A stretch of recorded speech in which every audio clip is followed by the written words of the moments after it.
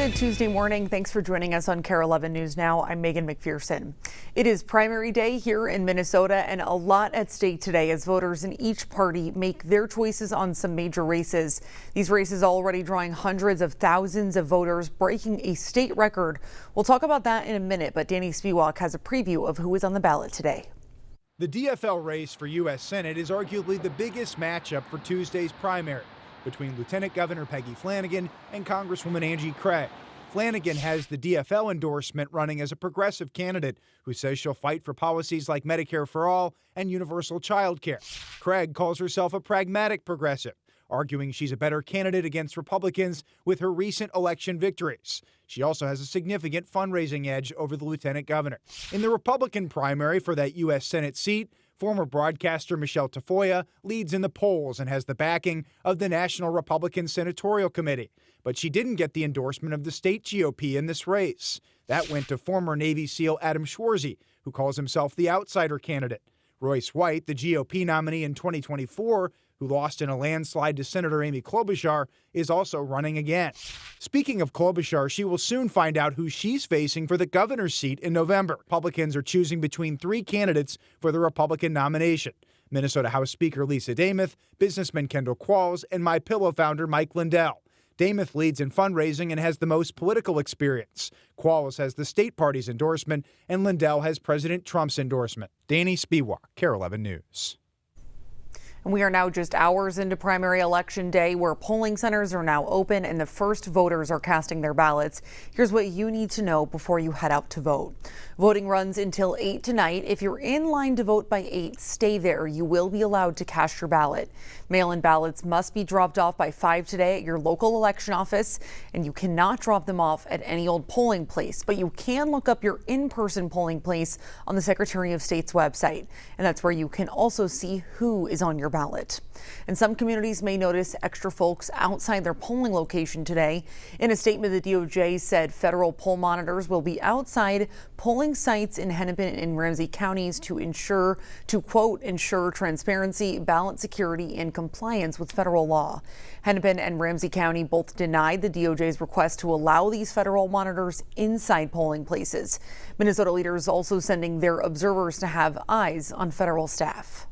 So they'll be standing outside the 100-foot zone, and we, working with the Attorney General's office, plan to have people watching the watchers just in case.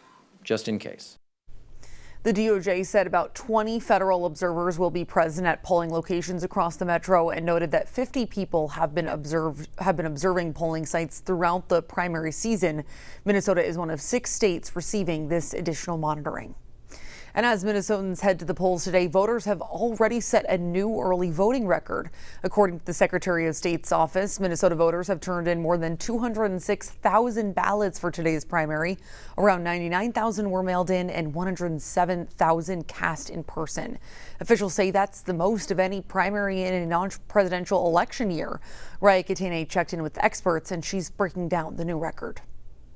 Hello, welcome. On the last day to vote early in person, Are you Minneapolis voters? yeah, Mira Jacobson Dunlop is celebrating a first. It's my 18th birthday, and I was able to vote today. A first-time voter It was very surreal. in good company. Are you going to be okay waiting in line? As the Secretary of State says, more than 206,000 ballots were counted Monday morning ahead of Tuesday's primary election. That is the highest number of early votes for a primary election in a non-presidential election year. Something is in the air Joe Peshek that's kind of motivating people. is the longtime political scientist who says competitive open seat races, ideological differences within parties, and heightened national tensions are driving more Minnesotans to the polls. The second Trump presidency is more intense and even more extreme in some ways than his first presidency. And I think that's really kind of intensified the national political atmosphere in a way that makes people take notice. Hi, welcome. It's hard not to notice the revolving door of voters Same thing, Minneapolis resident? at the Minneapolis Early Vote Center. Today's really busy. As the city's director of elections and voter services says people are looking for more ways to get involved. Hi, welcome. We're seeing a lot of people that are like, how do I support democracy this year? How do I get involved? How do I be not just a voter, but be a part of elections? We're trying to just make sure everyone knows not to just show up at the polling places to try to help. Show up to vote, but don't just show up to help. Whether you've done this many times before Hi, welcome, welcome. or it's your first time, It's pretty monumental. this election may leave a lasting impact on many Minnesotans. I just know I did something good for the future of our state. Hi, welcome. And despite this being a record-breaking year for early voting, historically Minnesota has always had impressive voter turnouts. Professor Peshek says we often have the highest turnout in the country, both in general and primary elections. And to find out more about candidates or races, we do have a full voters guide on our website at kare11.com/vote. For the latest on elections, be sure to stick with Kare 11 throughout the day. Our live streaming coverage starts as soon as polls close at 8 p.m. on the Kare 11 app, and then we're back on air at 10 for live results and political analysis throughout the night. This morning, we're learning new details about the hours-long standoff in Isanti last week. The man accused of shooting at officers now facing 32 felony counts, including 14 counts of attempted first-degree murder and first-degree assault of a peace officer. According to court documents, neighbors called police saying Jason Phillips was throwing paint and glass jars in the street. Documents then say he fired at officers after going inside. Phillips' wife and 5 children were also inside during the standoff, according to documents. In court, a county official said this is one of the biggest issues of public safety the community has seen recently, possibly ever. Neighbors agreed. Quite a chaotic event, but all the law enforcement officers, they're professionals, they're good at what they do. So, at no point was I or my wife worried about our safety or anything. So we're extremely thankful for them. The complaint says the family was taken to the hospital for evaluation, but they were not injured. Phillips is behind bars with bail set at $3 million. Developing right now, the city of West St. Paul is working to take down all of its flock cameras after the city manager said they're suspending their contract with the company. Our Kare 11 crews found 2 locations along Annapolis Street where the cameras had already been removed. The plan is to remove the rest within a week. The city manager saying the police department used the tool correctly, but it's not worth using if public trust isn't there. He says any future plan to put the cameras back up would be up to city council.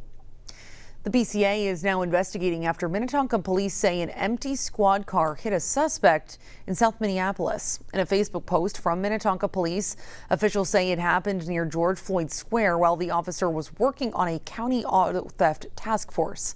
They say the officer detained the burglary suspect and then the occupied squad car hit him.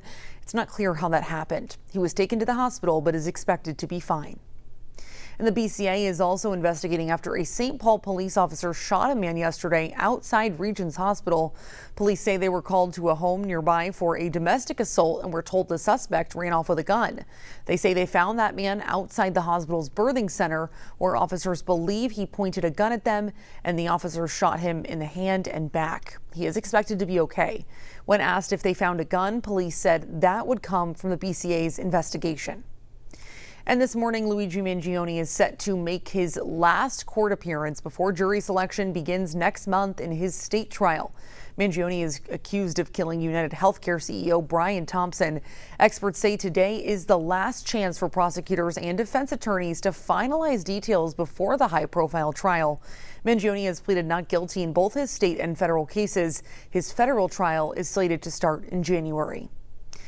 President Trump has signed a new executive overhauling recommendations for childhood vaccines. The medical community now pushing back, though, saying the changes will lead to unnecessary confusion for parents.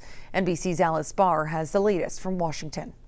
Something very important. President Trump wading back into the supercharged debate over childhood vaccines with a new executive order aiming to reduce the recommended number of vaccines from 18 to 11, despite a similar move being blocked in court earlier this year. The president noting parents can still choose to give their kids all 18. We're making recommendations that are strong, but it's up to the parents if they wish. The order recommends consulting with a doctor to decide on vaccines for illnesses including RSV, COVID, the flu, and hepatitis A and B. And it calls for spreading vaccinations out across more appointments and time, including splitting the MMR vaccine into 3 separate shots. The president suggested they could be lethal taken together, but asked if there was any evidence of that. What I've heard is that there are some people that say it is that way. The CDC says there's no published scientific evidence to back separating the shots, and the American Academy of Pediatrics said the changes would only cause confusion. This is just going to make it more and more difficult for people to get the vaccines that they need. And when President Trump pointed to a recent rise in autism for motivating the changes, the Academy underscored there has been no link between vaccines and autism in more than 40 large-scale studies. In over 7 countries, involving over 5 million children. I'm not sure that there is anything that has been as thoroughly looked at as this question about whether or not there is a link between autism and vaccines, and the answer is unequivocally no. Legal experts say the order will likely be challenged in court. The recommended vaccine schedule is not a mandate, but many schools and daycare centers rely on the guidelines when setting their own requirements. In Washington, Alice Barr, NBC News. New information this morning about a voluntary recall from Taylor Farms connected to salmonella concerns with jalapenos. These are the products Taylor Farms is removing from store shelves in Minnesota. Containers of mild and hot pico de gallo sold at Walmart. The company says it's not aware of any illnesses linked to its products containing the peppers, but if you have these items, you are asked to throw them away. All this coming a few weeks after Taylor Farms removed lettuce, U.S. authorities linked to the Cyclospora outbreak. Stick with us. More news and weather is coming up after the break.